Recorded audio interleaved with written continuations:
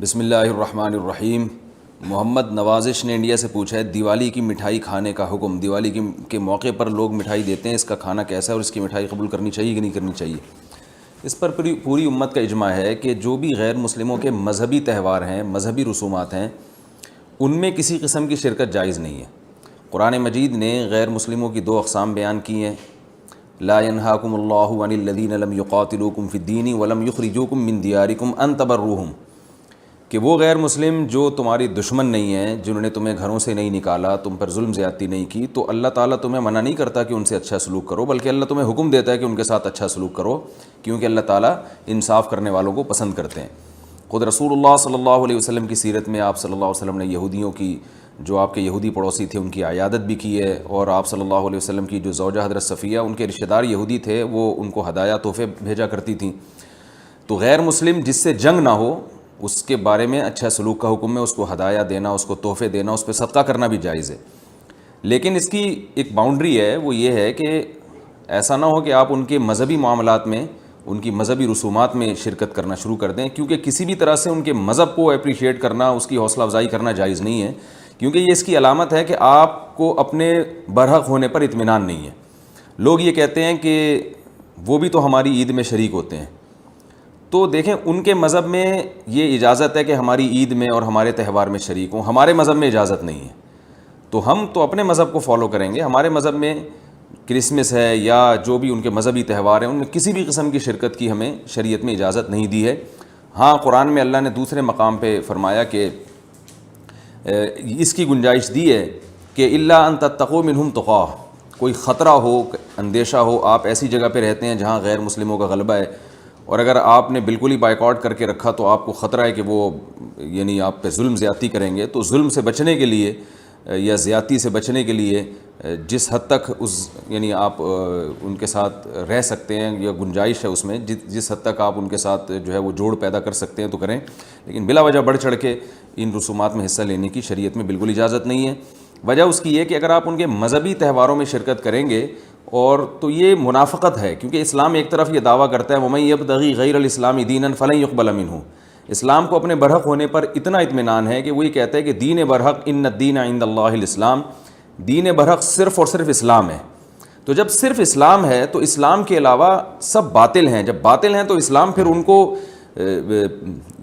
Appreciate کرنے کی کسی صورت میں اجازت نہیں دے سکتا۔ یہ ایسا ہی ہے جیسے آپ کہیں کہ فلاں آدمی چور ہے اور میں اس کی چوری کو غلط بھی سمجھتا ہوں، ٹھیک ہے، آپ اس کے ساتھ احسان کریں گے، اس کے ساتھ اس نے سلوک کریں گے، لیکن چوری کے معاملے میں آپ اس کی رہنمائی کرنا شروع کر دیں یا اپریشیٹ کرنا شروع کر دیں، یا وہ چوری کر کے لایا اور آپ اس کا مال کھانا شروع کر دیں، تو یہ پھر منافقت کہلائے گی۔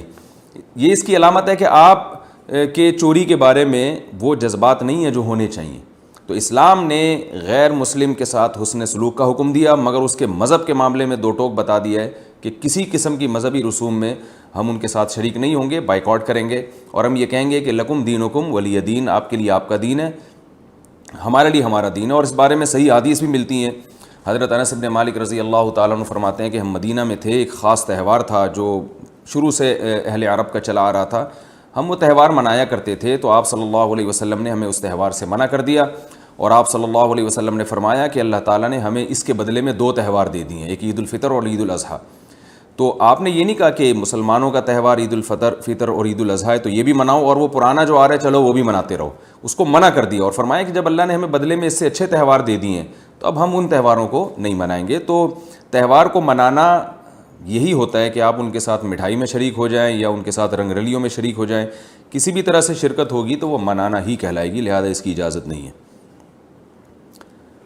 محمد معین کویت سے پوچھتے ہیں اسلام کے بنیادی عقائد کون کون سے ہیں؟ اسلام کے کتنے عقائد ہیں جن میں اختلاف کی گنجائش نہیں؟ کیونکہ ہر مسلک والے اپنی عقائد کی دعوت دیتے ہیں۔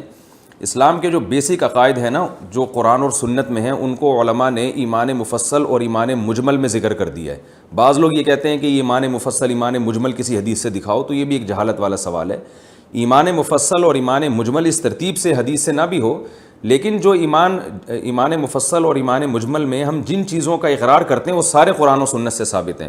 تو آمنت باللہ و ملائکتہ و کتبہ و رسلہ والیوم الآخر والقدر خیرہ و شرہ من اللہ تعالی والبعث بعد الموت، کہ اللہ پر ایمان، کہ اللہ موجود ہے، اس کی توحید پر ایمان، اور اس کے فرشتوں پر ایمان, اس کی تمام کتابیں جو مشہور 4 کتابیں ہیں, تورات, زبور, انجیل, قرآن پاک, اور تقدیر پر ایمان کے جو اچھا برا ہے پہلے سے وہ طے شدہ ہے.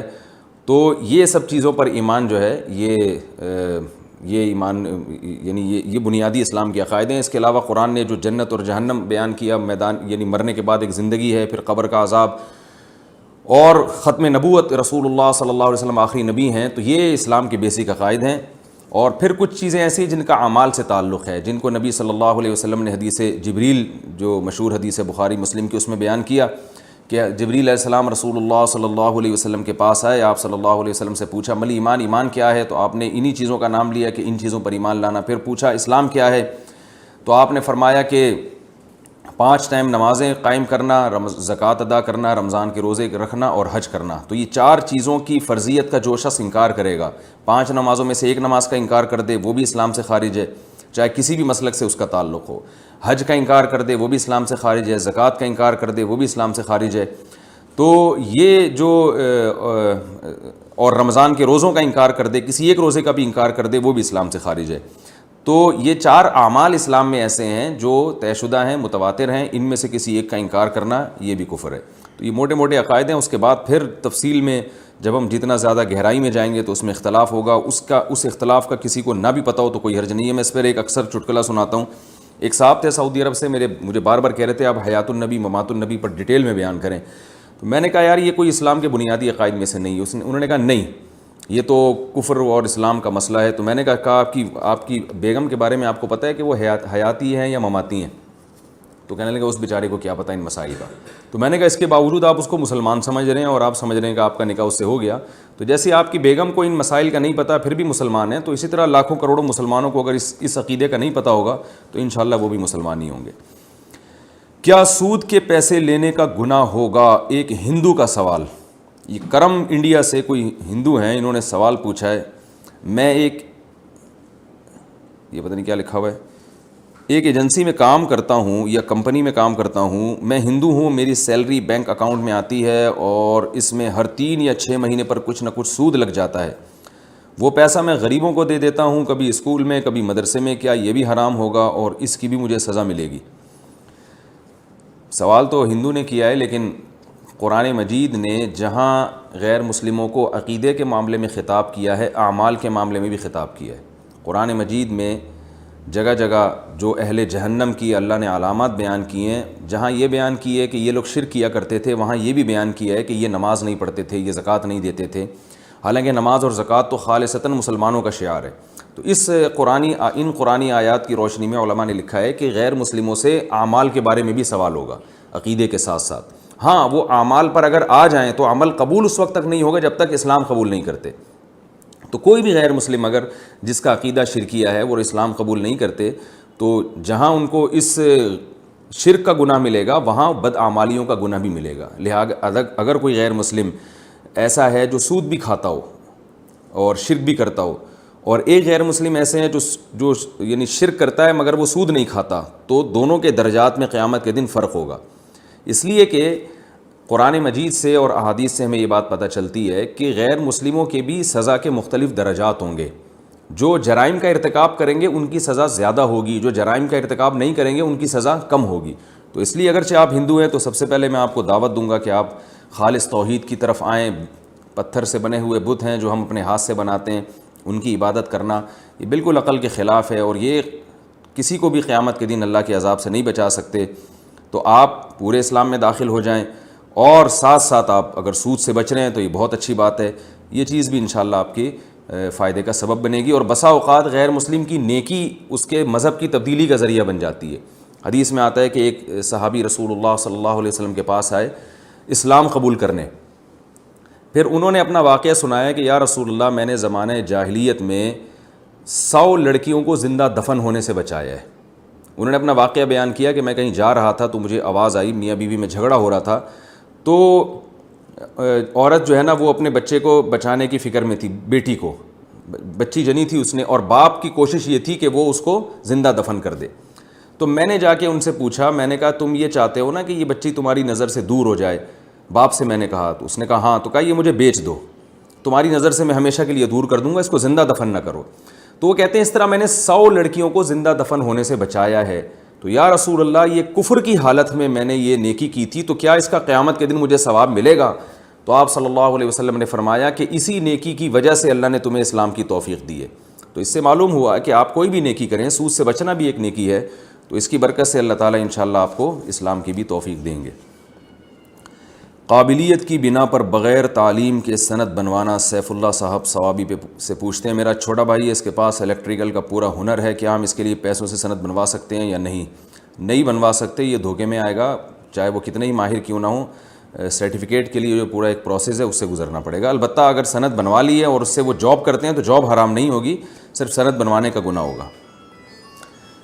جمعے کے خطبوں کے دوران دعا مانگنے کا حکم. شہزاد صاحب پشاور سے پوچھتے ہیں, جمعے کے دن جو خطبہ ہوتا ہے کیا اس کے درمیان دعا مانگنا جائز ہے؟ حدیث میں آتا ہے رسول اللہ صلی اللہ علیہ وسلم نے ارشاد فرمایا, اذا صعد الامام المنبر فلا صلاۃ ولا کلام. جب امام ممبر پہ چڑھ جائے تو پھر نہ نماز ہے نہ کلام ہے. تو اس سے پتہ چلتا ہے کہ خطبے کے مکمل خطبے کے دوران خاموشی کا حکم ہے. تو اس لیے 2 خطبوں کے درمیان جو امام توقف کرتے ہیں تو وہاں بھی خاموش رہنے کا حکم ہے. بعض علماء کی یہ رائے ہے کہ وہ وقت ایسا ہے جس میں دعا قبول ہوتی ہے, جیسے کہ حدیث میں آتا ہے جمعے کے دن ایک گھڑی ایسی ہے جس میں دعا قبول ہوتی ہے. اکثر علماء اس طرف گئے ہیں کہ وہ گھڑی عصر کی نماز کے بعد ہے, اس لیے جمعے کے دن عصر کے بعد دعا کا اہتمام کرنا چاہیے. اور بعض حضرات کی رائے ہے کہ 2 خطبوں کے درمیان ہے. تو اگر 2 خطبوں کے درمیان وہ گھڑی ہو جس میں دعا قبول ہوتی ہے تو پھر دل میں دعا مانگنی چاہیے, زبان ہلانے کی اجازت نہیں ہے. امت مسلمہ ایمان کے باوجود زوال پذیر کیوں ہے؟ محمد اکبر.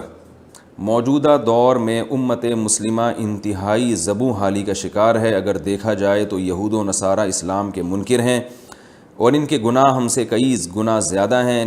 دنیا بھر میں وہ مسلمانوں پر ظلم کر رہے ہیں اور فساد مچایا ہوا ہے. اس کے باوجود وہ دنیا میں ایک طرح سے حاکم ہیں. ان کی پالیسی پوری دنیا میں چل رہی ہے, تو مسلمان دین برحق پر ہونے کے باوجود اس زوال اور پستی کا شکار کیوں ہیں؟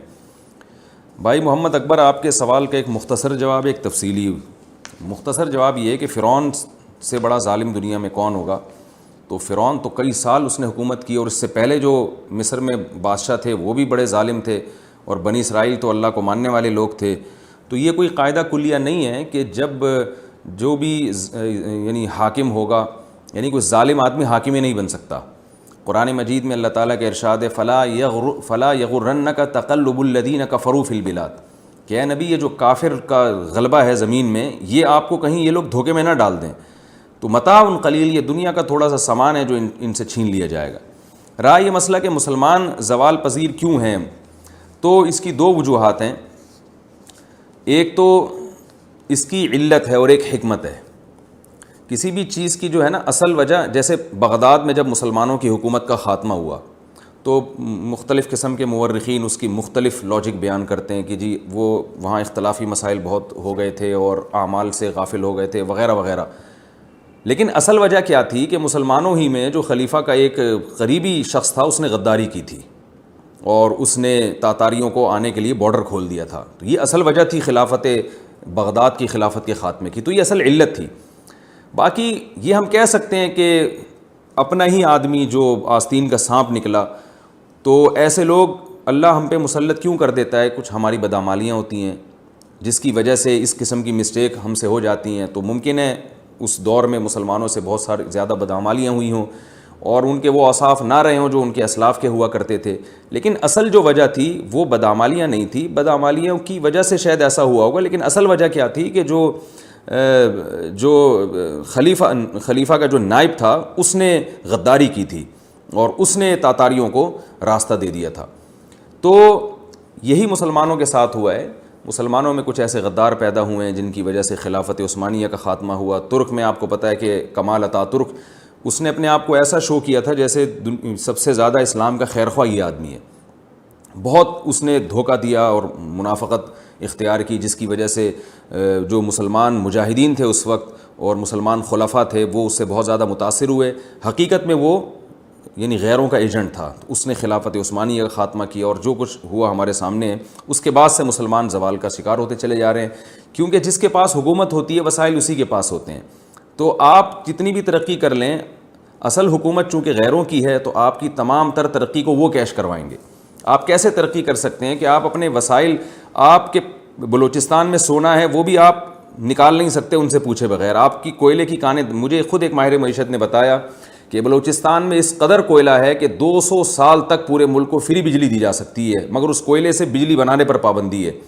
تو جب غیر کی حکومت ہوتی ہے تو آپ کی تمام تر ترقی کو وہ کیش کرواتے ہیں. تو اس میں مسلمان اگر چاہتے ہیں کہ ان کے پاس دوبارہ حکومت آئے, جیسے کہ اللہ کا حکم ہے کہ زمین پر خلافت اور حکومت اہل اسلام کا حق ہے, تو اس کے لیے 2 چیزیں اختیار کرنی پڑیں گی. ایک تو اپنے اعمال کو درست کرنا پڑے گا, دوسرا ان کو دین کے ساتھ ساتھ سائنس اور ٹیکنالوجی کے میدان میں آگے بڑھنا پڑے گا, اور دوبارہ اسی خلافت کو قائم کرنے کی کوشش کرنی پڑے گی, گراؤنڈ ریئلٹی کو سامنے رکھ کر اور اس جو زمینی اسباب ہیں ان کو سامنے رکھ کر. تو یہ حکومتوں کے لیے 100-200 سال کوئی بڑا عرصہ نہیں ہوتا. خلافت عثمانیہ کو ختم ہوئے 100 سال ہوئے, تو یہ کوئی بڑا عرصہ نہیں ہے. یعنی جو حکومتیں قائم ہوتی ہیں تو 500-500 600 سال 700 سال ان کی عمریں ہوتی ہیں عام طور پر. تو آج اگر غیروں کی حکومت ہے 100 سال سے 200 سال سے, تو یہ بڑی بات نہیں ہے. عین ممکن ہے 200-400 سال بعد پھر 1000 سال کے لیے مسلمانوں کی حکومت آ جائے. اور یہ تو بہرحال احادیث سے ثابت ہے کہ حضرت عیسیٰ ابن مریم جب قرب قیامت میں نازل ہوں گے تو پوری دنیا میں اسلام کی خلافت قائم ہو جائے گی. تو اس لیے اس میں مایوس نہیں ہونا چاہیے, جو ہمارا کام ہے ہمیں اس کو فوکس کرنا چاہیے. اور نہ یہ اس کی علامت ہے کہ جن کو اللہ نے ظالم بنایا اور جو حاکم بن کے ظلم کر رہے ہیں تو یہ کوئی اللہ کے مقرب ہیں یا وہ حق پر ہیں. حکومت آ جانا یہ انسان کے حق پر ہونے کی دلیل نہیں ہے. کرسی پر نماز پڑھنا جائز یا ناجائز؟ کرسی پر نماز پڑھنا کیسا ہے؟ اگر ناجائز ہے تو اس کی کیا وجہ ہے؟ فاروق احمد انڈیا سے. کرسی پہ نماز پڑھنا خلاف سنت ہے. رسول اللہ صلی اللہ علیہ وسلم کی جب طبیعت خراب ہوئی, آپ بیمار ہوئے, تو آپ صلی اللہ علیہ وسلم نے زمین پر بیٹھ کے نماز پڑھائی ہے. اس پر پوری امت کا اجماع ہے کہ اگر آپ کی طبیعت خراب ہو آپ زمین پہ بیٹھ کے نماز پڑھیں. اور اگر آپ سے گھٹنے موڑے نہیں جا رہے تو آپ پاؤں کو قبلہ رخ کر لیں. یعنی ایسی صورت میں پاؤں کو قبلہ رخ کرنے میں کوئی حرج نہیں. ہم نے بڑے بڑے علماء کو دیکھا ہے, بڑے بڑے بزرگان دین کو دیکھا ہے کہ جب ان کی طبیعت خراب ہوتی تھی وہ زمین پہ بیٹھ کے پاؤں بالکل قبلے کی طرف پھیلا لیا کرتے تھے, کیونکہ ان کے لیے پاؤں کو فولڈ کرنا, ٹانگوں کو فولڈ کرنا مشکل تھا. تو آپ پاؤں سیدھے کر کے نماز پڑھیں. اور اگر آپ کو ٹیک لگانے کی ضرورت ہے تو پھر ایسی کرسی جس کے پائے نہ ہوں, تاکہ وہ زمین پہ یعنی ہو اور پیچھے اس پہ ٹیک لگائیں. یہ جو کرسیوں پہ نماز پڑھی جا رہی ہے یہ اس لیے سنت سے دور ہے. اس چند وجوہات ہیں جو میں نمبر وار آپ کے سامنے بیان کرتا ہوں. پہلی وجہ تو یہ ہے کہ نبی صلی اللہ علیہ وسلم نے زمین پہ بیٹھ کے نماز پڑھی. اگر آپ ایسا کریں گے کرسی پہ بیٹھ کے تو یہ اس کے خلاف ہو جائے گا. دوسرا نقصان اس میں یہ ہے کہ آپ جب زمین پہ سر رکھ کے سجدہ نہیں کر سکتے تو بیٹھ کے اگر آپ سجدہ کریں گے تو وہ کم از کم زمین کے قریب پہنچ جائیں گے. اس میں تواضع زیادہ ہے. اگر کرسی پہ بیٹھ کے آپ سجدہ کریں گے تو زمین سے دور ہوں گے, قریب نہیں ہوں گے. تو سجدے کی سنت بھی زیادہ اچھی اسی صورت میں ادا ہو سکتی ہے جب آپ زمین پہ بیٹھ کے سجدہ کریں. یہ 2 فرق ہو گئے. تیسرا فرق کیا ہے کہ کرسی کی وجہ سے صف میں خرابی ہوتی ہے, جبکہ زمین پہ بیٹھ کے آپ نماز پڑھیں گے تو صف نہیں ٹوٹتی. کرسی اگر آپ صف میں رکھ لیں تو آپ دیکھیں کہ وہ جو کرسی پہ بیٹھے ہوئے صاحب ہیں ان کی ٹانگیں آگے جا رہی ہوتی ہیں, اور صف تو بنتی ہے ایڑیوں سے, تو سب کی ایڑیاں ایک لائن میں ہیں, اور جو کرسی پہ بیٹھے ہوئے صاحب ہیں ان کی ایڑی آگے ہوتی ہے. یہ تیسرا نقصان ہے. چوتھا نقصان یہ ہے کہ کرسی کی وجہ سے صفوں کو سیدھا کرنا بہت مشکل ہوتا ہے. اب کسی کے درمیان میں کرسی رکھی ہوئی ہے, کوئی صاحب تھوڑا سا بائیں ہو گئے تو بیٹھا ہوا آدمی تو کھسک جائے گا, لیکن کرسی والے کو پوری کرسی اٹھانا اور پھر اس کو سائڈ پہ لے جانا بڑا مشکل ہوتا ہے. اسی وجہ سے ہم نے دیکھا ہے کہ وہ بعض دفعہ صفوں میں جگہ خالی ہوتی ہے اور وہ جو نمازی ہیں وہ کرسی پہ بیٹھے ہوئے ہوتے ہیں اور درمیان میں جگہ خالی رہ جاتی ہے, صف بن نہیں پاتی ہے. پانچواں نقصان یہ ہے کہ یہ مسجد کے اکرام کے بھی خلاف ہے. بلکہ اس سے پہلے میں بتاؤں گا اس میں غیر مسلموں کی مشابہت بھی ہے. جو غیر مسلموں کی جو عبادت گاہیں ہیں ان میں میز اور کرسیاں ہوا کرتی ہیں. آپ چرچ جائیں اس میں ڈیسک رکھے ہوئے ہوتے ہیں, وہاں بیٹھ کے لوگ عبادت کر رہے ہوتے ہیں. 1000 سال سے زیادہ ہو گیا, 1400 سال ہو گئے, مسلمانوں کی مسجدیں ہمیشہ سادہ ہوتی ہیں, اس میں فرنیچر نہیں ہوتا. تو اب مسجدوں میں بھی فرنیچر آنا شروع ہو گیا ہے, تو اس میں غیر مسلموں کی مشابہت بھی ہے. اور چھٹا فرق یہ ہے, چھٹا نقصان کرسیوں میں یہ ہے کہ کرسیوں پہ بیٹھ کے جو یعنی اس میں مسجد کی بے اکرامی ہے. مسجد کی بے اکرامی اس لیے ہے کہ آپ کو پتہ ہے ہمارے ہاں کچھ تمیز تھوڑا سا مارکیٹ سے کچھ شارٹ ہی ہے. جب کرسی سے لوگ اٹھتے ہیں تو اس کو سیدھا کر کے ایک جگہ پہ نہیں رکھتے, جہاں پڑی ہے وہیں کی وہیں چھوڑ کے چلے جاتے ہیں. 2-4 لوگ ہوتے ہیں جن کو ابا دادا سے کچھ بہت زیادہ انہوں نے تمیز سیکھی ہوتی ہے, وہ ذرا سلیقے سے کونے میں رکھ کے چلے جائیں گے, لیکن اکثر لوگ کرسیوں کو ایسے ہی چھوڑ کے چلے جاتے ہیں، اور گھٹنوں کی بیماری بہت تیزی سے پھیل رہی ہے۔ ہم تو بچپن میں دیکھتے تھے ایک بھی کرسی نظر نہیں آتی تھی مسجد میں، پھر آہستہ آہستہ ایک آئی، دو آئی، اب آدھی صفیں کرسیوں پہ ہوتی ہیں۔ تو کچھ دنوں میں یہی ہوگا کہ یہ ساری کرسیاں دائیں بائیں الٹی سیدھی رکوع سجود میں پڑی ہوئی ہوں گی، اور مسجد کی یہ یقیناً بے اکرامی ہے۔ مسجد میں تو سلیقہ ہونا چاہیے، تو یہ ایک بہت بڑی وجہ ہے۔ اور ساتویں وجہ یہ ہے کہ اگر یہ کرسیوں کا رواج ختم نہ ہوا تو ہوگا یہ کچھ دنوں میں کہ یہ مسجدیں آپ کو سرائے اور ہوٹل نظر آنا شروع ہو جائیں گی۔ یہ دعویٰ میں نے 5 سال پہلے کیا تھا، اور اب اس دعوے پر کا مشاہدہ بھی ہونا شروع ہو گیا ہے۔ میں نے 5-6 سال پہلے یہ بیان کیا تھا کہ آپ دیکھیے گا کچھ وقت کے بعد ایسا ہوگا کہ کرسیاں رکھی ہوئی ہوں گی، لوگ ان کرسیوں پہ بیٹھے ہوئے ہوں گے، اور سامنے میز رکھی ہوئی ہوگی اور چائے اور قہوے چل رہے ہوں گے، بالکل وہ ماحول ہوگا جو ہوٹلوں کا ماحول ہوتا ہے۔ کیونکہ جب کرسیاں آ گئیں تو پھر ظاہر ہے پھر صحت مند لوگ بھی ان پہ بیٹھیں گے، نماز کے بعد جو ہے نا گپ شپ لگانے کے لیے صحت مند لوگ بھی ان کرسیوں پہ بیٹھیں گے۔ پھر جب بیٹھیں گے تو وہ گول دائرہ بھی بنے گا، پھر جب بنے گا تو پھر میز لانے میں کتنا ٹائم ہے، پھر چائے اور سٹے بھی چلیں گے اس میں۔ تو اب میں تو رمضان میں دیکھتا ہوں کہ یہ سب کچھ ہو رہا ہے، کرسیوں پہ اعتکاف والے بیٹھے ہوئے ہوتے ہیں اور چائے بھی چل رہی ہوتی ہے، بالکل وہ گپ شپ کا ماحول ہوتا ہے جو گلی محلے میں نہیں کرسیاں ڈال کے لوگ بیٹھے ہوئے ہوتے ہیں۔ تو یہ مسجد کے اکرام کے بالکل خلاف ہے، اس کو ختم کرنے کی کوشش کرنی چاہیے۔ صرف ایک صورت میں کرسی کا استعمال جائز ہے کہ یہ تمام یعنی آپ کے لیے زمین پہ بیٹھنا کسی صورت میں ممکن ہی نہ ہو، اور ٹانگیں پھیلا کے بھی نہیں بیٹھنا ممکن ہو آپ کے لیے، اور نیچے ٹیک لگا کے بیٹھنا بھی آپ کے لیے ممکن نہ ہو۔ تو پھر بحالت مجبوری کہ آپ کے لیے ایک چیز ناممکن ہے تو پھر آپ کرسی پہ بیٹھ سکتے ہیں، مجبوری ہے، لیکن اس میں بھی بہتر یہ ہے کہ فولڈنگ کرسی ہو، اپنے ساتھ لے کر آئیں، اپنے ساتھ لے کر جائیں۔ یہ ممکن نہیں ہے تو مسجد میں ایک خاص جگہ ہونی چاہیے جہاں ان کرسیوں کو رکھ دیا جائے۔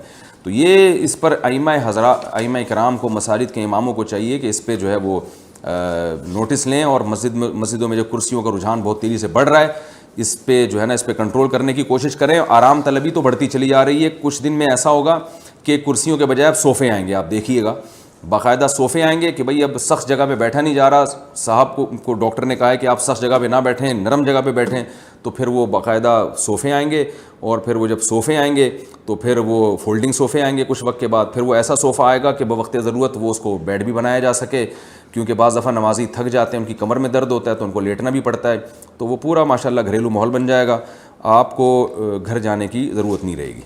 زندہ مرغی تول کر فروخت کرنے کا حکم۔ عبداللہ صاحب ڈیرہ غازی خان سے پوچھتے ہیں زندہ مرغی کو تول کر فروخت کرنا جائز ہے یا نہیں؟ بعض فقہا نے لکھا ہے کہ زندہ جانور کو تول کے فروخت کرنا جائز نہیں ہے، اور اس کی وجہ انہوں نے یہ بیان کی ہے کہ اس میں وزن جو ہے نا جانور کے سانس لینے سے وزن میں کمی بیشی ہوتی ہے۔ تو یاد رکھیں یہ جو فقہا نے حکم بیان کیا ہے یہ اس لیے بیان کیا ہے کہ وزن میں جب کمی بیشی ہوگی تو اس میں کسٹمر میں اور جو بیچنے والا ہے اس میں جھگڑے کا اندیشہ ہے، یہ جہالت یہ مفضی الی النزاع ہے، لیکن ہمارے زمانے میں یہ جہالت مفضی الی النزاع بالکل بھی نہیں ہے، اس لیے کہ وہ اتنا تھوڑا سا فرق پڑتا ہے کہ لوگوں اس میں یعنی تساموں سے چشم پوشی سے کام لیتے ہیں، اور ویسے بھی جب کسی بیع کا عرف ہو جائے، خرید و فروخت کا کوئی خاص معاملہ معاشرے میں رائج ہو جائے تو وہ بیع فاسد بھی جائز ہو جاتی ہے، اس لیے زندہ مرغی کو تول کے فروخت کرنا بلا کراہت جائز ہے، اس میں کوئی حرج نہیں ہے، نہ یہ مفضی الی النزاع ہے، نہ کوئی وزن میں اس سے کوئی خاص فرق پڑتا ہے۔ پانی کا مروجہ کاروبار حلال ہے یا حرام ہے؟ کیا پانی کا کاروبار کرنا ٹھیک ہے یا نہیں؟ اکثر علاقوں میں گھروں کے باہر پانی کا پلانٹ لگا لیتے ہیں اور پھر وہ پانی کو ریفائن کر کے بیچتے ہیں، کیا یہ کاروبار ٹھیک ہے؟ ساجد صاحب کراچی سے۔ بہت سے لوگ ہم سے مل چکے ہیں جو پانی کا بزنس کرنا چاہتے ہیں، لیکن وہ کہتے ہیں کہ حدیث میں چونکہ ممانعت ہے، رسول اللہ صلی اللہ علیہ وسلم نے فرمایا 3 چیزوں میں سب لوگ برابر کے شریک ہیں، گھاس میں، پانی میں اور آگ میں۔ تو اس حدیث سے بعض لوگوں نے استدلال کیا ہے کہ پانی کا بزنس جائز نہیں ہے، تو یاد رکھیں اس سے وہ پانی مراد ہے جو قدرت نے لوگوں کے لیے عام کر دیا ہو، جیسے دریا کا پانی یا کوئی کنواں ہے، اب اس میں آپ پابندی لگا دیں کہ جو اس کنویں سے پانی یعنی لے گا تو اتنے گھنٹے کے اتنے پیسے لوں گا، حالانکہ وہ مشترک کنواں ہے، یا مشترک نہ بھی ہو، آپ کی ذاتی زمین میں بھی کنواں ہو تو اس کا پانی آپ بیچ نہیں سکتے کہ یعنی کوئی آئے اور اس سے ڈول نکال کے پیے گا تو میں اس سے اتنے پیسے لوں گا، یہ جائز نہیں ہے۔ لیکن جب وہ پانی آپ نے اسٹور کر لیا اور کسی خاص برتن میں لے آئے تو پھر آپ اس کے مالک بن چکے ہیں، پھر آپ اس کو بیچ بھی سکتے ہیں، جیسے گھاس ہے نا، خضرو گھاس، اس کو بھی بیچنا جائز نہیں ہے، لیکن جب وہ گھاس آپ نے کاٹ لی اور گٹھری بنا کے آپ اس کے مالک بن گئے پھر آپ اس گٹھری کو بیچ سکتے ہیں، جیسے کہ صبح شام لوگ جانوروں کا چارہ بیچتے ہیں، گھاس بیچتے ہیں، تو جیسے گھاس بیچنا جائز ہے جب وہ اسٹور کر لی جائے، تو پانی بھی اگر آپ اسٹور کر کے کسی برتن میں جمع کر لیتے ہیں تو اس کو بھی بیچ سکتے ہیں، چاہے فلٹر کر کے بیچیں یا بغیر فلٹر کے بیچیں۔ البتہ کسی جگہ پانی کی خرید و فروخت پر گورنمنٹ نے پابندی لگائی ہوئی ہے، جیسے حکومت آپ کو ایک پانی دے رہی ہے لائنوں کے ذریعے اور سب کے لیے مباح رکھا ہوا ہے گورنمنٹ، یعنی حکومت نے، گورنمنٹ نے سب کے لیے مباح رکھا ہوا ہے کہ یہ پانی سب پئیں، اس پانی کو اگر آپ اسٹور کر کے بھی بیچیں گے تو وہ ناجائز ہوگا، اس لیے کہ حکومت کی طرف سے اس پر پابندی ہے۔ وہ پانی اگر آپ اسٹور کر کے فلٹر کرتے ہیں پھر بیچنا جائز ہے، کیونکہ اب فلٹر کر کے آپ نے کچھ کام کیا نا، پروسیس کیا اس میں۔ وجہ اس کی یہ کہ حکومت نے، جہاں تک میری معلومات ہے، عام پانی کو بیچنے پر پابندی لگائی ہوئی ہے۔ اس کا نقصان یہ ہے کہ پھر ایک ہی آدمی بہت زیادہ پانی جمع کر لیتا ہے، بہت زیادہ پانی جمع کرنے کی وجہ سے دوسروں کو نقصان ہوتا ہے، تو وہ ایک انتظامی چیز ہے، حرام اس کی آمدن بھی نہیں ہوگی، اس لیے کہ مالک تو بہرحال آپ اس پانی کے بھی بن گئے، لیکن ایک حکومتی قانون کی مخالفت کی وجہ سے اس کو ناجائز کہا جائے گا، لیکن ارننگ اس کی بھی حرام نہیں ہوگی، کیونکہ جب آپ نے پانی کو اسٹور کر لیا تو بہرحال آپ اس پانی کے مالک بن چکے ہیں۔ کون سی تصویر سے گھر میں فرشتے نہیں آتے؟ مجاہد اللہ لکی مروت سے کہتے ہیں حدیث میں ہے کہ جس گھر میں تصویر ہو وہاں فرشتے نہیں آتے، کیا اس تصویر سے وہ مراد ہے جو دیواروں پر فریم لگائی جاتی ہے، یا وہ تصویر بھی مراد ہے جو البم کی صورت میں الماری وغیرہ میں رکھی ہوتی ہے؟ تصویر اگر لٹکی بھی ہو، پرنٹڈ ہو، اور چہرے کی تصویر ہو اور کہیں عزت اور اکرام کے ساتھ کہیں لگی ہوئی ہو تو وہ تصویر جو ہے وہ رکاوٹ بنتی ہے فرشتوں کے آنے سے۔ تصویر اگر ایسی جگہ ہے جو پاؤں میں آ رہی ہے اور توہین ہو رہی ہے تو وہ تصویر حرام کے درجے میں نہیں آتی۔ اسی طرح اگر البم کے اندر بند ہے تو بھی فرشتوں سے آنے میں رکاوٹ تو نہیں ہے، لیکن بہرحال وہ ہے ناجائز، بلا ضرورت ایسی تصویر کا رکھنا بہرحال گناہ ہے۔ چپل یا جوتے پہن کر قرآن کی تلاوت کرنا، عابد علی دبئی سے، کیا چپل پہنتے ہوئے قرآن پڑھ سکتے ہیں؟ جی ہاں پڑھ سکتے ہیں، کوئی حرج نہیں ہے اس میں۔ ٹخنے کھلے رکھنا صرف نماز میں یا ہر وقت؟ ارسلان صاحب کراچی سے پوچھتے ہیں پینٹ کو نماز سے اوپر رکھنے کا جو حکم ہے کیا یہ ہر وقت کے لیے ہے یا صرف نماز کے لیے؟ نیز کیا نماز میں پینٹ کو فولڈ کرنے سے نماز ہو جاتی ہے یا نہیں؟ یہ بھی اس زمانے میں ایک نیا شوشہ لوگوں نے چھوڑا ہے کہ نماز میں پینٹ فولڈ نہیں کرنی چاہیے، ایسا نہیں ہے۔ رسول اللہ صلی اللہ علیہ وسلم کی صحیح حدیث موجود ہے، ان اللہ لا يقبل صلاۃ رجل مسبل ازارہ، اللہ اس شخص کی نماز قبول نہیں کرتے جس کا ازار ٹخنوں سے نیچے ہو۔ ازار کہتے ہیں جو بھی آپ نے، دو لباس ہوتے ہیں، ایک جو آپ اوپر پہنتے ہیں اور ایک جو آپ نیچے پہنتے ہیں، تو مرد جو بھی لباس نیچے پہنے گا، چاہے وہ پینٹ ہو، چاہے وہ شلوار ہو، چاہے وہ دھوتی ہو، کچھ بھی ہو، تو اس کو ازار یعنی ٹخنوں تک کھینچنا اس کا حرام ہے، ناجائز ہے۔ صحیح حدیث بہت کثرت سے ہیں اس بارے میں، اور آپ صلی اللہ علیہ وسلم نے ارشاد فرمایا کہ 3 لوگ ہیں جن کی طرف اللہ قیامت کے دن نظر رحمت سے نہیں دیکھے گا، نہ ان کے ساتھ کلام کرے گا۔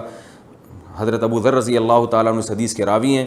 جب آپ صلی اللہ علیہ وسلم نے فرمایا 3 دفعہ یہ لفظ کو دہرایا تو حضرت ابو ذر نے فرمایا خابوا وخسروا من هم یا رسول اللہ، یہ لوگ تو بالکل ہی برباد ہو گئے، یہ کون لوگ ہیں؟ تو آپ نے فرمایا کہ المنان، ایک وہ جو احسان کر کے جتلاتا ہو، اور دوسرا فرمایا والمنفق سلعتہ بالحلف الکاذب، جھوٹی قسم کے ذریعے اپنا مال بیچتا ہو، اور تیسرا آپ نے فرمایا جو اپنے ازار کو ٹخنوں سے نیچے کھینچتا ہو۔ تو یہ بڑا گناہ ہے۔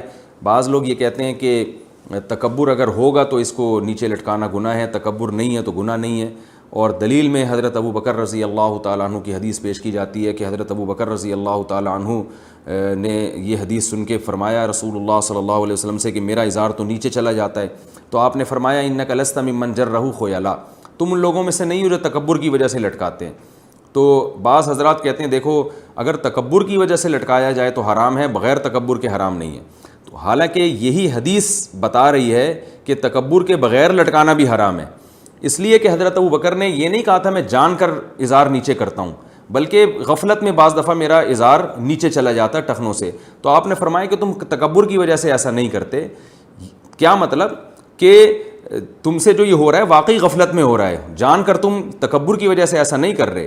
اس کی سب سے بڑی دلیل یہ ہے کہ اس حدیث کے بعد بھی حضرت ابو بکر کا ازار ہمیشہ ٹخنوں سے اوپر ہی رہا ہے، تو صاف پتہ چلتا ہے کہ حضرت ابو بکر کو نبی نے اجازت نہیں دی ہے، بلکہ ان کو ان کے لیے ایک نرم گوشہ اختیار کیا ہے کہ اتنی بات تو طے شدہ ہے کہ تم یہ کبر کی وجہ سے نہیں کر رہے تو اتنا زیادہ پریشان ہونے کی ضرورت نہیں ہے، باقی حکم یہی ہے جو دوسرے صحابہ کا حکم ہے کہ آپ بھی اوپر رکھیں جیسے میں اوپر رکھتا ہوں، کیونکہ سب سے زیادہ تواضع تو ہمارے نبی میں تھی، اور صحیح حدیث سے پتہ چلتا ہے کہ نبی صلی اللہ علیہ وسلم کا ازار کبھی بھی ٹخنوں سے نیچے نہیں ہوا۔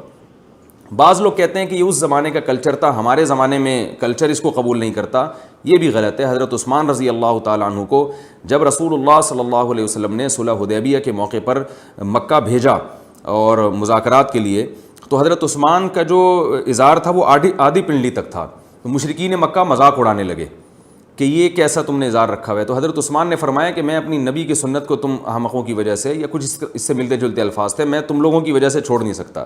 تو اس سے پتہ چلتا ہے کہ عرب لوگ اس کو پسند نہیں کرتے تھے کہ اظہار ٹخنے سے اوپر ہو.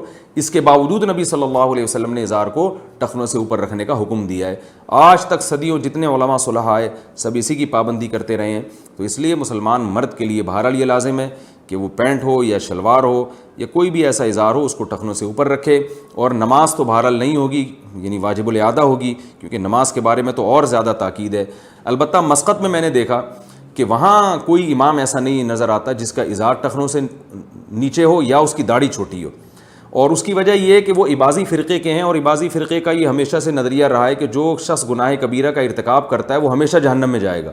تو اس کا یہ عقیدہ تو صحیح نہیں ہے، لیکن اس عقیدے کا ایک فائدہ بہرحال عملی لحاظ سے یہ ہوا کہ وہ کبیرہ گناہوں سے بچنے کا بہت اہتمام کرتے ہیں. تو اس لیے وہاں نہ کوئی امام داڑھی کاٹتا ہے اور نہ کسی کا اظہار مجھے اس کا جبہ یا اظہار ٹخنوں سے نیچے نظر آیا. تو بہرحال یہ دونوں کبیرہ گناہ ہیں. اس کا جو ہے نا نبی صلی اللہ علیہ وسلم کے حکم پر عمل کرنا چاہیے اور اس میں شرم و حیا نہیں کرنی چاہیے. مشہور صحابی جب فارس کے دربار میں گئے، وہاں ان کے ہاتھ سے نوالا گر گیا کھانا کھاتے ہوئے، تو وہ نوالا اٹھا کے صاف کر کے کھانے لگے. تو کسی نے کہا یہ بادشاہ ہے، بڑا آدمی ہے اور بڑے لوگ ہیں، یہ ان کے ہاں یہ حرکت جو ہے یہ اچھی نہیں سمجھی جاتی. تو ان صحابی نے فرمایا کہ ان احمقوں اور بیوقوفوں کی وجہ سے ہم اپنے نبی کی سنت نہیں چھوڑ سکتے، تو یعنی ہمیں کلچر سکھائیں گے. تو آپ کے پاس رسول اللہ صلی اللہ علیہ وسلم کی سیرت ہے، نبی صلی اللہ علیہ وسلم کی سنت ہے، سید الانبیاء کی، اور ایک پورا نظام آپ صلی اللہ علیہ وسلم نے پیش کیا. تو ہم نبی کے ہوتے ہوئے ہم کیوں بیوقوف لوگوں سے متاثر ہوں جو ہمارا مذاق اڑائیں. مجھے یاد ہے ایک دفعہ میں ٹرین میں جا رہا تھا، تو فجر کا وقت تھا، تو علماء سے ہم نے یہی سنا ہے کہ اگر ٹرین کہیں جنگل میں ہو اور کہیں دور سے اذان کی آواز بھی نہ آ رہی ہو تو پھر چاہے اکیلے بھی نماز پڑھنی ہو تو اذان کہہ کے نماز پڑھیں. تو کافی پرانا واقعہ، مجھے بڑی شرم آ رہی تھی اذان دیتے ہوئے، جیسے کہ آتی ہے لوگوں کو، لوگ بولیں گے تو بالکل ہی پروفیشنل ملا نہیں لگ رہا ہے یہ. تو اب سب ٹرین میں پڑے ہوئے سو رہے ہیں، میں اذان دوں تو تھوڑی دیر تو مجھے شرم سی آئی. پھر میں نے سوچا کہ ان کو شرم نہیں آ رہی پڑے ہوئے، اللہ نے حکم دیا، یہ کلمہ بھی پڑھتے ہیں اور اللہ نے حکم دیا کہ سفر و حضر ہر صورت اسلام کا سب سے اہم ترین حکم ہی نماز ہے. تو ان کو جب سوتے ہوئے شرم نہیں آ رہی تو ہمیں ان کو اٹھاتے ہوئے شرم کیوں آئے؟ تو شرم جس کو آنی چاہیے اس کو آنی رہی، اور جس کو نہیں آنی چاہ رہی اس کو شرم آ رہی ہے. تو یہ الٹی کہانی چل رہی ہے. تو اس لیے مردوں کو چاہیے اپنا اظہار ٹخنوں سے اوپر رکھا کریں اور اس میں شرمایا نہ کریں. شرم ان کو آنی چاہیے جو نبی صلی اللہ علیہ وسلم کی اس حدیث کا انکار کر رہے ہیں اور اس لباس کو فالو نہیں کر رہے جس کا رسول اللہ صلی اللہ علیہ وسلم نے حکم دیا ہے. جب اللہ ہر جگہ موجود ہے تو دوسری گواہیوں کا کیا فائدہ؟ محمد وقاص گجرات سے کہتے ہیں، لوگ کہتے ہیں کہ جب ہم نماز پڑھتے ہیں یا قرآن پڑھتے ہیں تو وہ جگہ ہمارے حق میں گواہی دے گی. سوال یہ ہے کہ جب اللہ ہر جگہ موجود ہیں تو گواہی کی کیا ضرورت ہے؟ یعنی آخرت میں یہ چیزیں گواہی دیں گی. اللہ کو پتہ ہے کہ کس نے کیا کیا ہے، لیکن اللہ حجت کو تمام کرنے کے لیے مخلوق سے بھی گواہی دلوائیں گے. جس زمین پہ گناہ کیا وہ بھی گواہی دے گی، انسان کے ہاتھ، انسان کے پاؤں، یہ سارے اعضاء گواہی دیں گے تاکہ اور حجت تمام ہو جائے. یقین جو ہے نا، یقین ایک ایسی چیز ہے جس کے درجات ہوتے ہیں. حضرت ابراہیم علیہ السلام کو یقین تھا کہ اللہ قیامت میں مردوں کو زندہ کرے گا. اس کے باوجود حضرت ابراہیم نے کہا کہ اللہ آپ جو ہے وہ کیسے زندہ کریں گے، مجھے ذرا ایک دفعہ کر کے دکھا دیں. تو اللہ نے کر کے دکھا دیا تو اور اطمینان ہو گیا. تو یہ اطمینان ایک ایسی چیز ہے جو بڑھتا رہتا ہے. تو قیامت کے دن اللہ کو پتہ ہے، لیکن اللہ اتمام حجت کے طور پر اور مجرم کے جرم کو اور پکا کرنے کے لیے اللہ انہی اعضاء سے گواہی دلوانا شروع کر دیں گے جن اعضاء نے گناہ کیا، اور زمین کا وہ حصہ گواہی دے گا جس پہ بیٹھ کے انسان نے گناہ کیا ہوگا. اللہ تعالی ہماری حفاظت فرمائے. مندر بنانے کی کمائی حلال یا حرام؟ سمیر الیاس انڈیا سے. ہم ممبئی میں مستری کا کام کرتے ہیں، یہاں برابر میں لکڑی کا مندر بھی بناتے ہیں جس میں ہندو لوگ اپنے بھگوان کی مورت رکھ کر پوجا کرتے ہیں. کیا یہ کام جائز ہے؟ اس کی آمدن استعمال کرنے کا کیا حکم ہے؟ دیکھیے، ہندوؤں کا بھگوان کی پوجا کرنا ہمارے مذہب کے مطابق تو درست نہیں ہے، لیکن ایک اصول اور ضابطہ سمجھیں. کسی کے ساتھ گناہ میں تعاون، وہ تعاون اس وقت کہلائے گا کہ جب آپ اس کے لیے کوئی ایسی چیز بنا کے دے رہے ہو جو گناہ کے علاوہ کسی اور چیز میں استعمال نہیں ہو سکتی. اس کی مثال ہے جیسے چاقو اور چھری بنانا، وہ بہرحال جائز ہے. حالانکہ وہ چاقو اور چھری قتل میں بھی استعمال ہوتا ہے، لوگوں کی گردنیں کاٹنے میں بھی استعمال ہوتا ہے، ڈکیتیوں میں بھی استعمال ہوتا ہے. لیکن اب اس سے یہ نہیں ہوگا کہ چاقو بنانا ہی حرام ہو جائے، اس لیے کہ بنانے والے نے تو اس نیت سے نہیں بنایا، اس نے تو ایک جنرلی ایک چیز بنائی ہے. تو مندر یا چرچ بنانے کا بھی اصول یہ ہے کہ اگر اس کی ایسی عمارت بنائی جا رہی ہے کہ جو مندر کے علاوہ کسی اور کام میں استعمال ہو ہی نہیں سکتی, تو پھر تو وہ عمارت بنانا جائز نہیں ہے. اور اگر وہ عمارت ہے, اب اس میں اندر کوئی اس کو مندر کے طور پہ استعمال کر لے, یا اس کو مسجد کے طور پہ استعمال کر لے, یا کوئی ہسپتال بنا لے, یا کوئی ویسے ہی چارپائی ڈال کے سو جائے اس میں, تو اگر کوئی ایسی عمارت بنا رہا ہے تو پھر بے شک وہ بطور مندر کے بھی استعمال ہو جائے, تو ایسی عمارت کی آمدن کو حرام نہیں کہہ سکتے. تو اس لیے عمارت اگر آپ بنا رہے ہیں, صرف عمارت ہے, تو وہ بنانا جائز ہے. لیکن اگر وہ ایسی عمارت ہے جو مندر کے علاوہ کسی اور کام میں استعمال ہی نہیں ہو سکتی, پھر اس عمارت کی تعمیر آپ کے لیے جائز نہیں ہے, اور اس کی پھر آمدن بھی آپ کے لیے جائز نہیں ہے.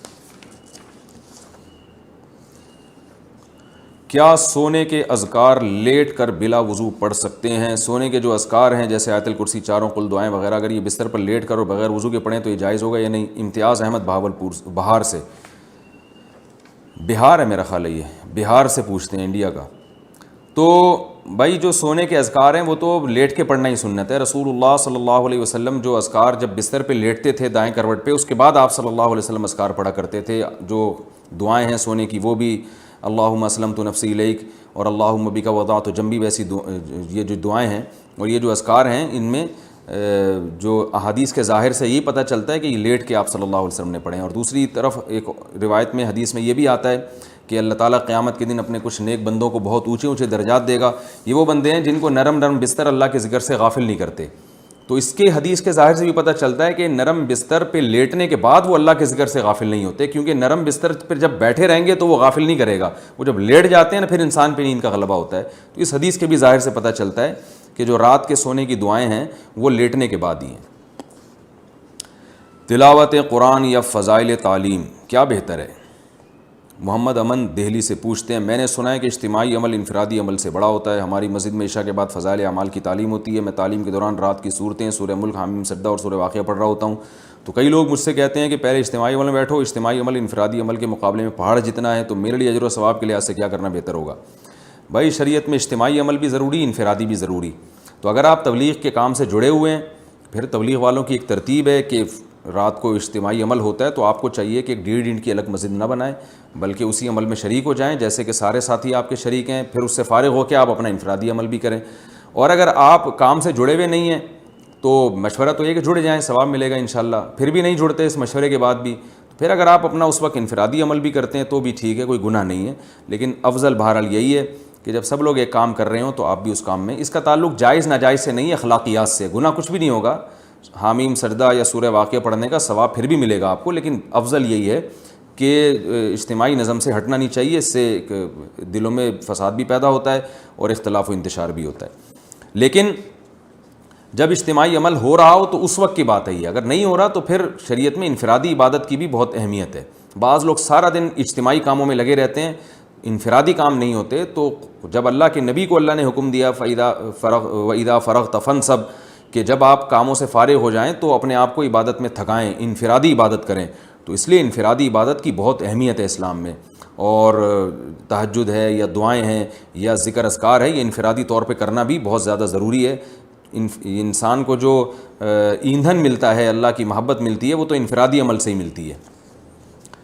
کیا کھانے کے دوران سلام کر سکتے ہیں؟ عبد الرحمن انڈیا سے. کھانا کھاتے وقت سلام کرنا یا سلام کا جواب دینا کیسا ہے؟ کھانا کھاتے وقت کسی کے ساتھ ایسی بات کرنا جس سے وہ کھانا اس کا یعنی کھانے میں ڈسٹرب ہو, وہ اس کے لیے کھانا مشکل ہو جائے, یہ جائز نہیں ہے. تو آپ ویسے ہی گزر رہے ہیں اور دور کوئی بیٹھا ہوا کھانا کھا رہا ہے, بلا وجہ اس کو سلام کریں گے, وہ آپ کی طرف متوجہ ہوگا, یہ تو ٹھیک نہیں ہے. لیکن کہیں محفل میں جب آپ پہنچے, سب لوگ آپ کی طرف متوجہ ہو ہی گئے ہیں, جب ہو ہی گئے ہیں تو پھر ان کو سلام کرنا چاہیے. اور جب سلام کر دیا تو وہ جب آپ کی طرف متوجہ ہیں ہی, تو وہ ان کو چاہیے سلام کا جواب بھی دے دیں. اس لیے کہ وہ کھانے میں خلل تو بہرحال ہو گیا, آپ کی تشریف آوری سے خلل تو ہو گیا نا. تو اب وہ سلام دعا میں کوئی حرج نہیں ہے, کیونکہ لوگوں کی عادت بھی ہے, اگر آپ کھانا کھاتے ہوئے کسی کے پاس جائیں گے, سلام نہیں کریں گے تو زیادہ لوگ ڈسٹرب ہوتے ہیں. وہ دیکھتے رہیں گے کافی دیر آپ کی طرف اور مانوس نہیں ہوں گے آپ سے. تو مقصد کو فوکس کرنا چاہیے, کسی کو کھانے میں پریشان کرنا ٹھیک نہیں ہے. اگر سلام کرنے سے پریشانی ختم ہو رہی ہے تو سلام کریں, اور جواب دینے سے پریشانی ختم ہو رہی ہے تو جواب بھی دیں, اور اگر کرنے یا جواب دینے سے پریشانی بڑھ رہی ہے تو نہ کریں.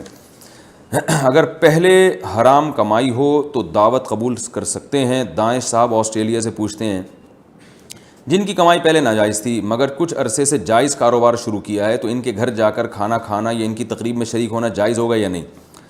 شریعت نے حتی الامکان ہمیں حکم دیا ہے کہ اچھے کسی کے بھی عمل کو نا اچھے معمل پر معمول کرو. پہلے حرام کما رہا تھا، اب ناجائز پہ آ گیا، پہلے ناجائز آمدن تھی، اب وہ جائز کمانے لگے ہیں، تو غالب یہی ہے کہ اب وہ آپ کو جائز ارننگ سے ہی کھلا رہے ہوں گے، تو آپ جائیں کھائیں، امید یہی ہے کہ انشاءاللہ حلال سے کھلا رہے ہوں گے. بہنوں کو وراثت سے محروم کرنے کا حکم. اگر والد اپنی وراثت میں بیٹیوں کو کچھ نہیں دینا چاہتے جس پر وہ گواہ بھی بنا لیں، چنانچہ ان کی وفات کے بعد بیٹے اپنی بہنوں کو کچھ نہیں دیتے، شرعاً اس کا کیا حکم ہے؟ جہاں زیب خلیل کوہستان.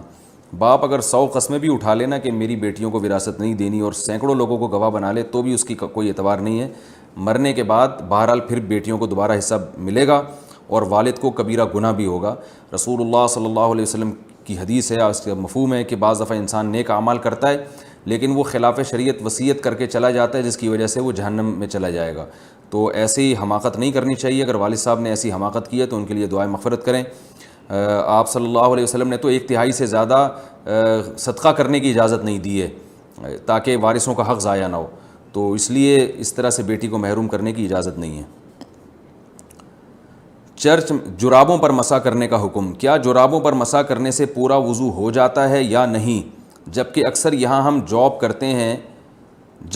کرتے ہیں وہاں بار بار جوتے اتارنا یا جرابیں اتار کر پاؤں دھونا مشکل ہوتا ہے. خرم صاحب کویت سے.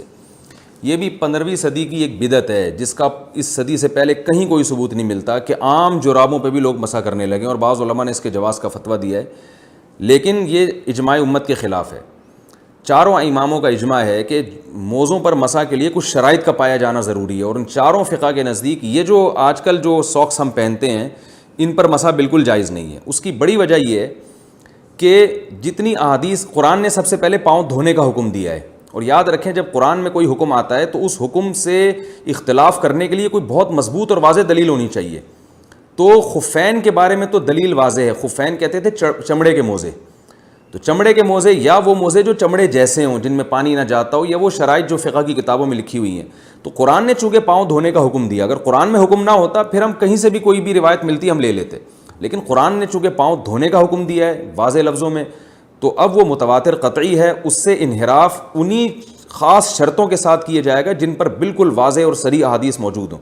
تو واضح اور صریح احادیث صرف خفین کے بارے میں ہیں، اور خف عربی میں کہتے ہیں یہ جو چمڑے کے موزے ہوتے ہیں ان کو خف کہا جاتا ہے. اسی طرح بعض لوگ کہتے ہیں کہ جورب کے بارے میں، جورب بھی حدیث میں آتا ہے کہ نبی صلی اللہ علیہ وسلم نے جورب پر مسح کیا. یاد رکھیں نبی صلی اللہ علیہ وسلم کے دور میں یہ والے جورب تھے ہی نہیں. یہ جو ہم موزے پہنتے ہیں نا بوٹ کے میں، جس سے جو پہلے بوٹ میں یعنی جو پہلے اوپر بوٹ پہنے جاتے ہیں جوتے اور اندر جو باریک موزے پہنے جاتے ہیں، یہ نبی کے دور میں تھے ہی نہیں. تو نبی ان کے بارے میں فرمائیں گے کیسے؟ صحابہ کرام جو موزے پہنا کرتے تھے وہ تو جوتوں کے بغیر بہت لمبی اس میں وہ پیدل چلا کرتے تھے، بہت لمبی واک کر سکتے تھے، وہ اس میں سفروں پہ چلے جایا کرتے تھے وہ موزے پہن کے. تو یہ جو آج کل کے موزے ہیں یہ نبی صلی اللہ علیہ وسلم سے اس کا ثبوت ہی نہیں ملتا، تو اس کے بارے میں احادیث خاموش ہیں. تو اس لیے اس کے بارے میں یہ فیصلہ کرنا کہ اس پر بھی مسح جائز ہے یہ کسی بھی حدیث میں نہیں ملتا، کیونکہ جورب کا جو تذکرہ حدیث میں آتا ہے تو جورب خفین کو بھی کہا جاتا ہے، یعنی جو جس کو خف کہا جاتا ہے نا، جو چمڑے کے موزے ہوتے ہیں یا چمڑے ٹائپ کے موزے ہوتے ہیں، تو جورب اس کو بھی کہا جاتا ہے. تو آپ جورب سے یہ والے جورب مراد لے لیں، یہ کسی امام کا مذہب نہیں ہے، نہ اسلاف میں سے کسی ایسے امام سے ثابت ہے جن کی امت میں اتباع کی جاتی ہے. تو یہ آج کل ایک نیا فتویٰ آیا ہے جو چاروں مذاہب کے بھی خلاف ہے اور قرآن و سنت کے بھی خلاف ہے. اس لیے ہماری رائے میں اگر امام نے ایسے موضوع پر مسح کر کے نماز پڑھائی تو وہ نماز ادا نہیں ہوگی، آپ کو نماز لوٹانی پڑے گی. میں اس پر انشاءاللہ مزید ڈیٹیل سے کسی اور وقت میں مزید جو ہے وہ تفصیل سے میں بیان انشاءاللہ ریکارڈ کرواؤں گا، فی الحال اتنا ہی کافی ہے. چرچ میں صدقہ یا ہدیہ دینے کا حکم. ہم جرمنی میں رہتے ہیں تو کچھ لوگ چرچ کی طرف سے آتے ہیں کہ چرچ کو کچھ ہدیہ کریں، کھانے پینے کی چیز، تو کیا انہیں دینا جائز ہوگا یا نہیں؟ طیبہ صاحبہ جرمنی سے پوچھتی ہیں. دیکھیں چرچ میں اگر لوگ بیٹھے ہوئے ہیں تو ان کو تو کھلا بھی سکتے ہیں، تو لوگ تو کہیں بھی بیٹھے ہوئے ہوں، پائپ کے اندر کوئی سٹا بھی لگا رہا ہو تو اس کو بھی آپ جا کے کھلا سکتے ہیں. تو وہ چرچ میں تو سٹا تو پھر بھی نہیں لگا رہا. تو چرچ میں یا کوئی مندر میں ہندو بیٹھا ہوا، کھلانا سب کو جائز ہے، تو ہدیہ دینا بھی سب کو جائز ہے. ہاں اگر وہ چرچ کی تعمیر کے لیے آپ سے پیسے لے رہے ہیں، چرچ کی تعمیر کے لیے، تو پھر وہی حکم ہے کہ کسی ایسی عمارت کی تعمیر جو صرف یعنی اس میں عیسائی عبادت ہی کر سکتے ہیں، عبادت کے علاوہ کوئی اور کام نہیں ہو سکتا، تو چونکہ ان کی عبادت ہماری شریعت کے حساب سے غلط ہے، وہ شرک کرتے ہیں، حضرت عیسیٰ ابن مریم کو بھی پکارتے ہیں، تو پھر اس ایسی تعمیر میں حصہ لینا جائز نہیں ہے، اور اگر ویسے ہی مطلق ایک عمارت کی تعمیر ہو رہی ہے تو پھر وہ اس میں حصہ لیا جا سکتا ہے۔ کیا تلاوت قرآن سن کر علاج ممکن ہے؟ ہماری شادی کو 8 سال ہو گئے ہیں مگر ہماری اولاد نہیں ہے، ہم علاج کرا رہے ہیں، کسی نے بتایا کہ علاج کرانے کے ساتھ ساتھ قاری عبدالباسط کی آواز میں سورہ رحمان کی تلاوت بھی سنو، تو یہ کسی آواز میں بھی سن سکتے ہیں، صرف قاری عبدالباسط کی آواز میں سنیں؟ عرفہ صاحبہ کراچی سے۔ دیکھیے، تلاوت کرنے بھی ایک رقیہ ہے، تلاوت سننا بھی ایک رقیہ ہے، اس کی برکتیں ہیں، جب آپ کسی کی آواز میں سنیں، اگر آپ کو قاری عبدالباسط اچھے لگ رہے ہیں تو ان کی آواز میں سنیں، لیکن یہ اس کی کوئی ہمیں وہ نہیں ملتی، کوئی یعنی اسپیسیفک کوئی دلیل نہیں ہے۔ تو رقیہ ایک ایسی چیز ہے، ایک تجربے سے اگر کسی آیت کا ثابت ہو جائے کہ شفا ہے تو ٹھیک ہے، لیکن آج کل جو رقیہ بتانے والے لوگ ہیں وہ زیادہ تر پھینکو ہیں، بس وہ ویسے ہی بیٹھے ہوئے ہوتے ہیں، یہ یہاں سے یہاں پڑھ لو، یہاں سے یہاں پڑھ لو، یہاں سے یہاں سن لو تو ہو جائے گا، تو وہ کچھ دلیل نہیں ہوتی ان کے پاس، تو اس لیے آپ علاج کو فوکس کریں، اور جو قرآن اور سنت میں رقیہ ثابت ہے، جیسے حدیث میں رقیہ ہے اسأل اللہ العظیم رب العرش العظیم ان یشفیہ یا ان یشفیہا، مریض پہ پڑھ کے یہ دم کیا جائے، تو بہت ساری علماء نے کتابیں لکھی ہیں، نیٹ پر بھی آپ کو ایسی کتابیں مل جائیں گی جس میں نبی صلی اللہ علیہ وسلم نے جو رقیہ ہمیں بتایا ہے اس رقیہ کا تذکرہ ملتا ہے، تو اسی پر اکتفا کریں، یہ زیادہ بہتر ہے، اس کے علاوہ کوئی دلیل کسی کے پاس نہیں ہوتی۔ بعض دفعہ تو ایسا رقیہ بتایا جا رہا ہوتا ہے جس کا بیماری سے دور دور کے کوئی تعلق ہی نہیں ہوتا۔ ہمارے حضرت رحمہ اللہ تعالیٰ کے پاس کوئی شخص آیا اور کہا کہ میری بچی کی شادی نہیں ہو رہی، تو میں نے سورہ مزمل کا ورد کروایا ہے، مجھے کسی نے بتایا، تو انہوں نے فرمایا سورہ مزمل میں تو تہجد اور جہاد کا حکم ہے، پوری سورہ مزمل تہجد اور جہاد، اس میں شادی کا تو کہیں تذکرہ ہی نہیں ہے، تو بچی کی شادی کا اس سے کیا تعلق ہے؟ تو ایسے ہی لوگ بیٹھ کے بنا رہے ہیں، تو آپ انہی پر اکتفا کر لیں جو قرآن و سنت سے ثابت ہیں، تو بہتر ہے کہ یعنی اس سے انشاءاللہ آپ کو فائدہ ہوگا۔ سورہ فاتحہ کا رقیہ ہونا حدیث سے ثابت ہے، وہ پڑھ لیا کریں، یا اور جو دیگر روایات ہیں۔ اسی طرح وہ قرآن کی آیتیں جن میں آپ کی بیماری والا مضمون ہے، جیسے اولاد نہیں ہے تو سورہ فرقان کے جو آخری آیتیں ہیں ربنا ھب لنا من ازواجنا وذرریاتنا قرۃ اعین، اے اللہ ہمیں جو ہے نا اپنی ازواج اور اولاد کی طرف سے آنکھوں کی ٹھنڈک عطا فرما، تو اس میں اولاد کا حصول بھی ہے اور اس کا آنکھوں کی ٹھنڈک بھی ہے، تو یہ والی آیت ایسی ہے جس میں اس کا تذکرہ ہے، تو ایسی آیت اگر بطور رقیہ کے پڑھی جائے تو پھر تو بات سمجھ میں آتی ہے۔ سورہ رحمان کا میرا خیال ہے شادی سے کوئی تعلق نہیں، یعنی شادی یا اولاد سے کوئی تعلق نہیں ہے۔ خواتین کا نامحرم مرد کو دیکھنا جائز ہے یا ناجائز؟ بنت عبداللہ ممبئی سے۔ یہ بمبئی اور ممبئی میں کیا فرق ہے مجھے آج تک سمجھ میں نہیں آیا۔ میرا کام رشتے لگانے کا ہے، اس میں لوگوں کے بایو ڈیٹا اور فوٹوز حاصل کرنا ہوتی ہیں، لڑکیوں کی تصویریں دیکھنے میں تو کوئی حرج نہیں، مگر کیا لڑکوں کی تصویریں میرے لیے دیکھنا جائز ہوگا یا نہیں، جبکہ اس کے بغیر میچ بٹھانا مشکل ہے، یعنی ان کو میچنگ کرنی ہے کہ یہ ڈیزائن کا ہے تو اس کے لیے یہ والے ڈیزائن مناسب رہے گا۔ میں نے یہ کام ثواب کی نیت سے شروع کیا ہے، اس کے پیسے نہیں لیتی، مگر کیا شیطان ثواب کا دھوکہ دے کر بد نظری کے گناہ میں تو مبتلا نہیں کر رہا؟ دیکھیے، عورت کے لیے مرد کو دیکھنا اصل فتوے کی روح سے تو جائز ہے، مگر منع اس لیے کیا جاتا ہے کہ اس میں یعنی ضرورت کے موقع پہ جائز ہے، بلا ضرورت نہیں۔ منع علی الاطلاق کیا جاتا ہے کیونکہ اس میں فتنے کا اندیشہ ہے۔ جواز کے کیا دلائل ہیں؟ صحیح مسلم کی حدیث ہے، نبی صلی اللہ علیہ وسلم نے امی عائشہ رضی اللہ تعالی عنہا کو حبشیوں کا کھیل دکھایا مسجد میں، حالانکہ وہ بھی مرد تھے۔ اسی طرح آپ صلی اللہ علیہ وسلم نے حضرت فاطمہ تھیں، جو وہ نہیں جو نبی صلی اللہ علیہ وسلم کی بیٹی تھی، دوسری فاطمہ جن کو طلاق ہوئی تھی، تو ان کو آپ صلی اللہ علیہ وسلم نے حکم دیا کہ وہ عبداللہ ابن ام مکتوم کے گھر عدت گزاریں، حالانکہ عبداللہ ابن ام مکتوم نابینا تھے مگر یہ نابینا نہیں تھیں، تو اس میں بھی صاف پتہ چلتا ہے کہ عبداللہ بن ام مکتوم کے گھر جب عدت گزاریں گی تو بار بار ان پہ نظر پڑے گی۔ تو اسی طرح علماء نے استدلال کیا ہے کہ عورت کو پردے کا حکم ہے، مرد کو پردے کا حکم نہیں ہے، تو اس سے صاف پتہ چلتا ہے کہ عورت کا مرد کو کسی ضرورت سے دیکھنا اس کی گنجائش ہے۔ عبداللہ ابن ام مکتوم کی بھی ظاہر ہے وہ آنا جانا بہت تھا، بعض لوگ اس حدیث سے استدلال کرتے ہیں کہ عبداللہ ابن ام مکتوم رضی اللہ عنہ ایک دفعہ تشریف لا رہے تھے تو آپ صلی اللہ علیہ وسلم نے اپنی ازواج کو حکم دیا پردے کا، انہوں نے فرمایا یا رسول اللہ وہ تو نابینا ہے، تو آپ نے فرمایا تم تو نابینا نہیں ہو، تو علامہ نووی نے اس حدیث کا جواب دیا ہے کہ یہ غیرت اور حمیت پر محمول ہے کہ آپ صلی اللہ علیہ وسلم کی غیرت نے اس کو برداشت نہیں کیا کہ میری زوجہ کی نظر کسی پہ پڑے. تو غیرت کا تعلق بالکل ایک الگ ہے. اگر کوئی مرد یہ برداشت نہیں کرتا کہ میری بیوی نامحرم مردوں کو دیکھے تو یہ بہت اچھی بات ہے. شرعی جواز اور ناجائز ہونے کا تعلق اس سے نہیں ہے. تو فتویٰ اس پر ہے کہ اگر کوئی بلا ضرورت مرد کو دیکھے تو ناجائز ہے, یا ضرورت سے دیکھے مگر دیکھنے میں فتنے کا اندیشہ ہو تو بھی ناجائز ہے. تو اگر آپ کو یہ ضرورت, اول تو آپ ڈیجیٹل تصویر رکھا کریں, پرنٹڈ تصویر کو علماء جائز نہیں سمجھتے شدید ترین ضرورت کے بغیر. تو وہ تصویر آپ اگر میچنگ کے لیے دیکھ رہی ہیں اور اس میں آپ کو کا یہ خیال ہے کہ آپ کو فتنہ نہیں ہوگا تو پھر دیکھ سکتی ہیں, لیکن احتیاط بہرحال بہتر ہے. جب فتنہ آتا ہے تو بتا کے نہیں آتا کہ میں ہونے والا ہوں, تو ہوتا ہے تو پھر وہ جو ہے وہ یعنی اس میں انسان پڑ جاتا ہے. تو بہتر یہ ہے کہ اس قسم کے کام جوان لڑکیوں کے بجائے ذرا جو ایجڈ خواتین ہیں وہ کریں, وہ خواتین کریں تو یہ زیادہ بہتر ہے. لیکن بہرحال گنجائش ہے, احتیاط کے بہرحال خلاف ہے. دوران غسل کانوں کے چھید میں پانی پہنچانا. بلقیس بانو انڈیا سے پوچھتی ہیں, عورتیں کانوں میں بالیاں پہننے کے لیے جو کان چھدواتی ہیں, اگر اس میں اس سوراخ میں پانی نہ جائے تو کافی مشکل ہوتی ہے, جو کہ کافی مشکل ہوتا ہے یعنی پانی پہنچانا, تو کیا غسل ہو جائے گا یا نہیں؟ غسل نہیں ہوگا, اس سوراخ میں پانی پہنچانا ضروری ہے. اسمگلنگ کا سامان فروخت کرنے کا حکم. دوسرے ملکوں سے غیر قانونی طور پر جو سامان اسمگل ہو کر آتا ہے اسے بڑے بڑے سپلائر خرید لیتے ہیں, اس کے بعد وہ اسمگلنگ والا سامان آگے بیچ سکتے ہیں یا نہیں؟ کرن حسین نے جامپور سے پوچھا ہے. اسمگلنگ کرنا غیر ملکی یعنی ملکی قانون کی خلاف ورزی ہونے کی وجہ سے ناجائز ہے, لیکن اس سے وہ مال آپ کا ہے لہذا وہ آپ آگے بیچتے ہیں تو اس کا پروفٹ آپ کے لیے حلال ہے, لیکن آپ کو یہ گناہ ملے گا کہ آپ نے حکومت کے قانون کی خلاف ورزی کیوں کی, کیونکہ اللہ تعالیٰ نے قرآن میں حکم دیا ہے کہ اولو الامر یعنی حکمرانوں کی اتباع کرو. تو جائز چیزوں میں حکمرانوں کی بات ماننا لازم ہے. لیکن بہرحال اگر آپ نے خرید لیا اسمگلنگ کا مال تو وہ گناہ نہیں ہے, وہ تو اس کو پورٹ سے لانا غلط تھا, جب وہ لے آیا ہے تو وہ جس کو چاہے بیچے اور جو چاہے اسے خرید کے آگے پروفٹ کمائے, وہ جائز حلال ہے. لیکن بہرحال اسمگلنگ کو ہم اس کی حوصلہ افزائی نہیں کر سکتے کہ یہ اس بلا ضرورت شدیدہ یا کچھ خاص صورتوں کے علاوہ اس کی اجازت نہیں دی جا سکتی. کیا اچھی نیت بغیر عمل کے باعث ثواب ہے؟ کیا صرف اچھی نیت رکھنا اور بظاہر اعمال میں اس اچھی نیت کو فالو نہ کرنا باعث ثواب ہوگا یا نہیں؟ نجمی ہاشمی اسلام آباد. اچھی نیت کرنے کا مطلب سمجھ میں نہیں آیا. جب عمل ہی نہیں کرنا تو نیت تو کہتے ہیں عمل کرنے کو, کسی اچھے کام کو کرنا اور اچھی نیت سے کرنا, کہ آپ کوئی کام کر رہے ہیں اور اس میں آپ کی نیت یہ ہو کہ اللہ راضی ہو جائے. کام ہی نہیں ہے تو صرف نیت کا کیا مطلب ہے, یہ میری سمجھ میں نہیں آیا.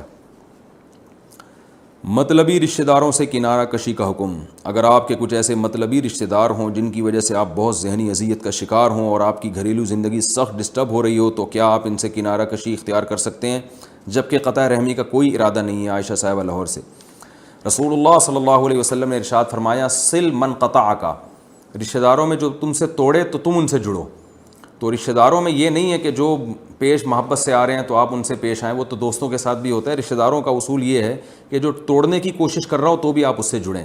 البتہ جڑنے کے لیے کا طریقہ کیا ہوگا اس میں آپ اپنی مصلحت دیکھیں. بعض دفعہ جڑا جاتا ہے ہدایہ وغیرہ دے کے جس سے محبت قائم ہوتی ہے, بعض دفعہ جڑا جاتا ہے بار بار ان سے آپ سلام دعا رکھیں.